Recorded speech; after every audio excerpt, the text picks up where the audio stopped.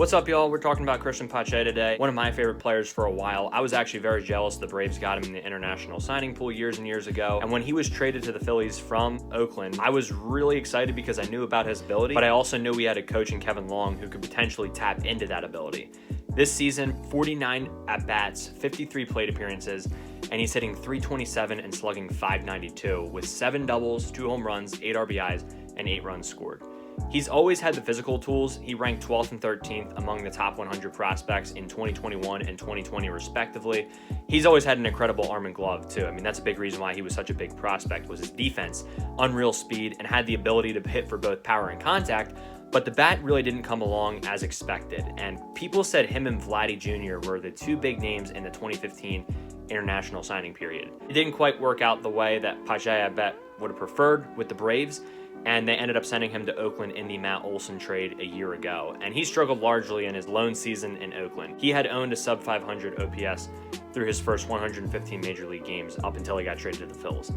But when he was optioned to AAA last year, one thing that stood out to me was he hit .326 with 5 extra base hits in 46 at-bats versus left-handed hitters. His strikeout percentage was only 15.7, whereas it was 26.5 versus righties in AAA. And in 2023, speaking of his strikeout percentage, it's down to 22.6.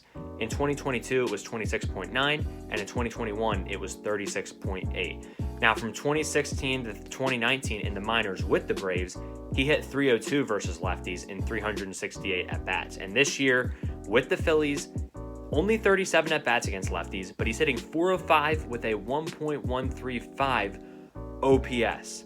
And he's actually done a lot of damage versus breaking and off-speed pitches, hitting .473 against those types of pitches. 9 extra base hits in 49 at-bats. You're getting this guy in scoring position. What a game changer that is with his speed. I also think he's not trying to pull the ball right now. He's had a 37, 29, and 34 pull center oppo percentage, and you can see the difference in his swing on the baseballs he's put in play. He's not rolling over. He's not trying to hit it to left field and then hitting it into the ground. He's lifting the ball more. His ground ball percentage is down from around the 50%.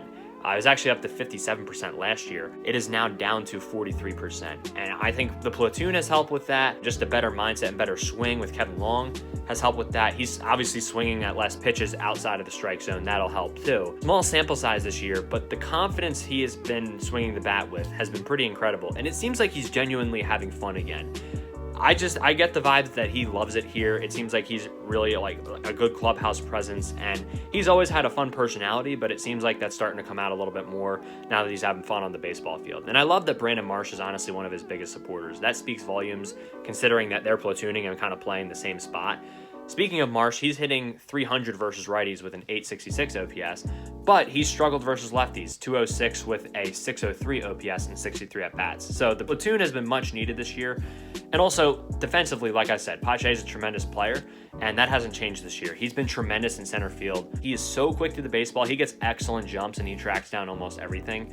In the outfield, he has an 8% success rate added this year, and his outfielder jump is 1.7 feet above average. That would rank him 14th among qualified outfielders if he had enough reps. 5 defensive runs saved would rank him 7th among outfielders, and his 1.3 arm rating on Fangraphs would have him 12th among outfielders. The best part about all this, he's still in the pre-arbitration portion of his contract. He's arbitration eligible in 2025 for the first time. Another young player for Kevin Long to continue to work with for hopefully years to come, as long as he's still on the roster. And once Bryce starts playing some first base, it wouldn't shock me if Pache played some more in left or center, possibly center, and then Marsh playing some left while Schwarber DHs. I do think the Phillies are going to go out and try to acquire a corner outfielder for the rest of the season, especially since Pache still has some struggles hitting against righties, 1 for 15 this year.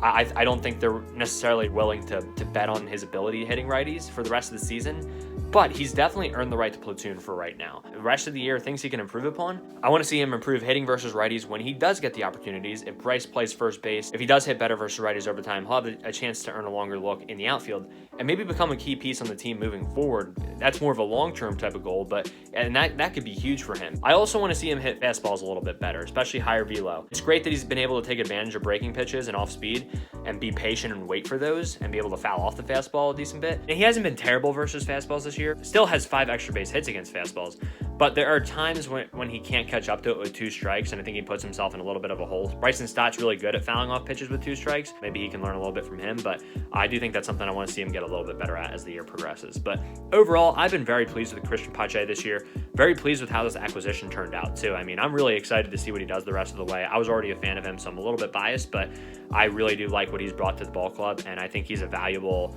4th outfielder to have for the rest of the year, and he's going to provide value for this team. Credit to him for the hard work he's put in and just for the turnaround he's had in Philadelphia, and wishing him the best. Thank you guys for watching, and God bless y'all as always. Ring the bell. Peace out.